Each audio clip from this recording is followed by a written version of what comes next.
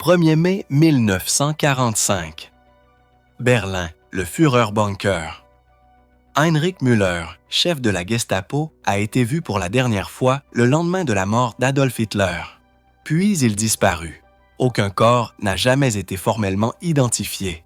Aucune capture n'a été confirmée.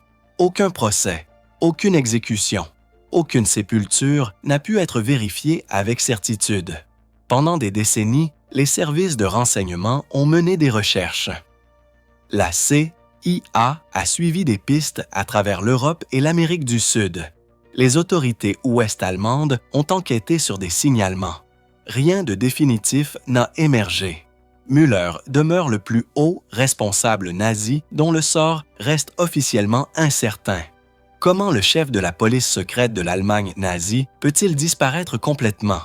Est-il mort lors de la bataille finale de Berlin? S'est-il enfui en Amérique du Sud? A-t-il fait défection auprès des services de renseignement soviétiques? Le mystère demeure près de 80 ans plus tard. Mais avant sa disparition, Müller était l'un des hommes les plus puissants et les plus redoutés de l'Allemagne nazie. Le 28 avril 1900, Heinrich Müller naquit à Munich, en Bavière, de parents catholiques sahariens pauvres.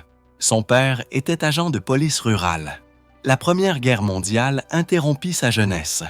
Müller servit comme pilote et reçut la Croix de fer pour sa bravoure au combat. Après la guerre, il intègre la police bavaroise au début des années 1920, se spécialisant dans la surveillance des activités communistes durant la République de Weimar. Politiquement turbulente, Müller a développé une expertise en contre-espionnage et en surveillance politique, traquant les organisations communistes, infiltrant leurs cellules et constituant des dossiers exhaustifs sur les radicaux présumés. Son engagement anticommuniste était irréprochable. Ses compétences d'enquêteur étaient exceptionnelles. En 1933, lorsque les nazis prirent le pouvoir, Müller avait accumulé 15 ans d'expérience dans le domaine de la police politique. C'était un policier de métier, pas un nazi idéologue, du moins pas au début. La prise de pouvoir par les nazis a tout changé. 1933. Reinhard Heydrich, chef de la police politique bavaroise, a recruté Müller précisément pour son expertise anticommuniste et ses compétences d'enquêteur éprouvées. Müller a intégré l'appareil de sécurité nazi, mais a d'abord refusé d'adhérer au parti nazi lui-même. C'est se concentrant sur le travail de police professionnelle plutôt que sur l'engagement idéologique. Sa compétence parlait d'elle-même. 1936. Müller est devenu chef des opérations de la Gestapo, la Geheimstaatspolizei, la police secrète d'État. Il supervisait les interrogatoires, gérait de vastes réseaux d'informateurs et coordonnait les arrestations à travers l'Allemagne. Ses méthodes étaient impitoyables et efficaces. 1939. Müller a finalement adhéré au parti nazi, obtenant une adhésion rétroactive à 1939. À cette époque, l'appartenance au parti était devenue nécessaire pour accéder aux postes de sécurité les plus élevés. Ses compétences professionnelles lui avaient déjà valu les faveurs d'Heinrich Himmler et de Heydrich, les architectes de la terreur nazie. En 1939, Müller commandait l'ensemble de la Gestapo. Septembre 1939. L'Allemagne envahit la Pologne, marquant le début de la Seconde Guerre mondiale. Heinrich Himmler promut Müller au grade de SS-Gruppenführer et le nomma chef de la Gestapo, consolidant ainsi son pouvoir au sein de l'Office central de la sécurité du Reich, RSHA. Müller commandait désormais l'ensemble de l'appareil de police secrète de l'Allemagne nazie. Son département, l'AM4 du ORSHA, était axé sur la répression de la dissidence, les opérations de contre-espionnage et l'application des politiques raciales. Sous sa direction, la Gestapo a procédé à des arrestations massives d'opposants politiques, de communistes, de socialistes, de chefs religieux et de toute personne soupçonnée de déloyauté envers le régime. Müller gérait de vastes réseaux d'informateurs infiltrés dans toute la société allemande. La peur de la Gestapo se répandit dans tout le Reich. Un coup frappé à la porte à minuit signifiait arrestation. interrogatoire et souvent disparition dans le système concentrationnaire. Le rôle de Müller dans l'Holocauste a été direct et documenté. Novembre 1938. La nuit de cristal. Müller coordonna les opérations de la Gestapo pendant le pogrom, dirigeant les arrestations et les violences contre les communautés juives à travers l'Allemagne. Janvier 1000. 9. 142. Conférence de Wannsee. 15 responsables nazis se réunissent pour officialiser la « solution finale », l'extermination systématique des Juifs d'Europe. Müller était présent, représentant la Gestapo. Il supervisait directement Adolf Eichmann, qui gérait la logistique des déportations juives vers les camps de concentration et d'extermination. Le département de Müller s'occupait de la bureaucratie du génocide, ordre d'arrestation, calendrier poste de déportation, coordination avec les unités SS, administration des camps. Il supervisait le système qui a envoyé des millions de personnes à la mort. Son rôle était administratif, mais absolument central dans la mise en œuvre de l'Holocauste.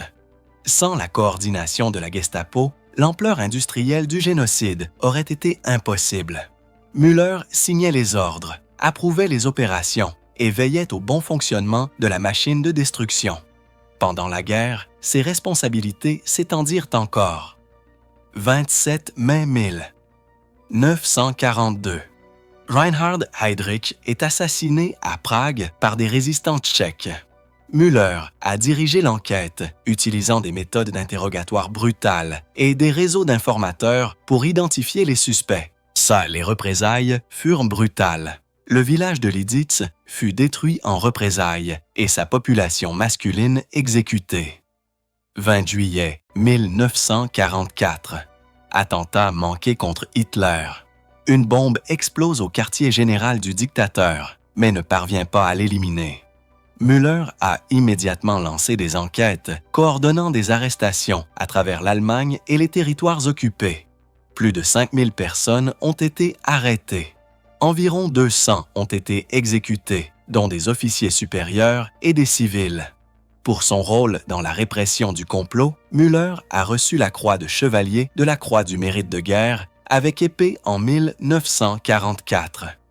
Il a également dirigé des opérations de contre-espionnage contre les services de renseignement soviétiques tout au long de la guerre.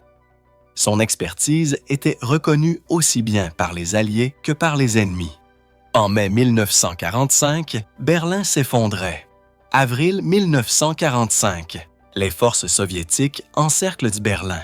Le Troisième Reich s'effondre rapidement. La plupart des responsables nazis ont fui, se sont rendus ou se sont suicidés. Müller resta à Berlin, travaillant depuis l'Office central de la sécurité du Reich jusqu'à ses derniers jours. Fin avril, il se réfugia dans le bunker du Führer, tandis que l'artillerie soviétique pilonnait la ville. 30 avril 1000. 945. Hitler est mort dans le bunker. 1er mai 1945. Müller a été vu pour la dernière fois avec certitude dans le complexe de bunkers. Des témoins ont rapporté qu'il avait déclaré n'avoir aucune intention d'être capturé par les forces soviétiques. Après le 1er mai, aucune observation confirmée n'a été recensée. Aucune reddition. Aucun corps n'a été identifié avec certitude. Aucune capture n'a été documentée. Le chef de la Gestapo, l'un des hommes les plus puissants de l'Allemagne nazie, a tout simplement disparu. Puis Müller disparut complètement. 1945. Les premiers rapports indiquaient que Müller était mort à Berlin, son corps en uniforme de général enterré dans une tombe provisoire, puis transféré dans un cimetière juif. Année 1960. La police ouest-allemande a exhumé la tombe, mais a trouvé plusieurs squelettes, sans parvenir à confirmer leur identité par les méthodes médico-légales disponibles. L'enquête n'a pas permis de conclure. Les théories se sont multipliées au sein des communautés du renseignement.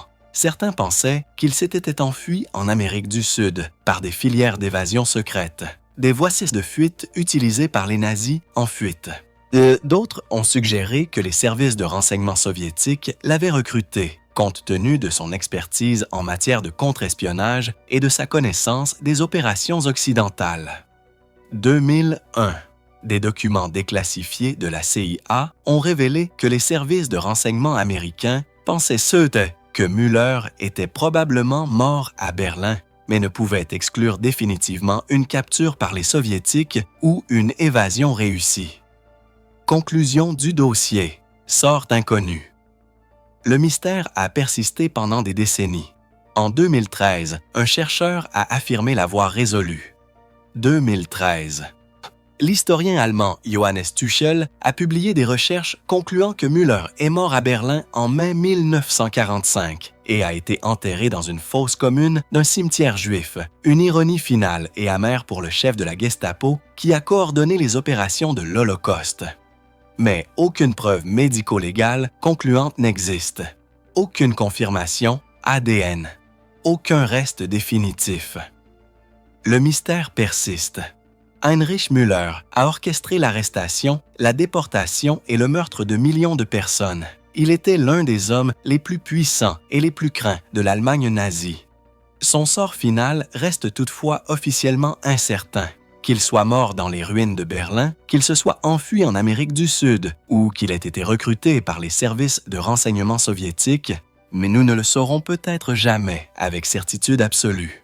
Le chef de la Gestapo responsable de la disparition de milliers de personnes a fini par disparaître lui-même.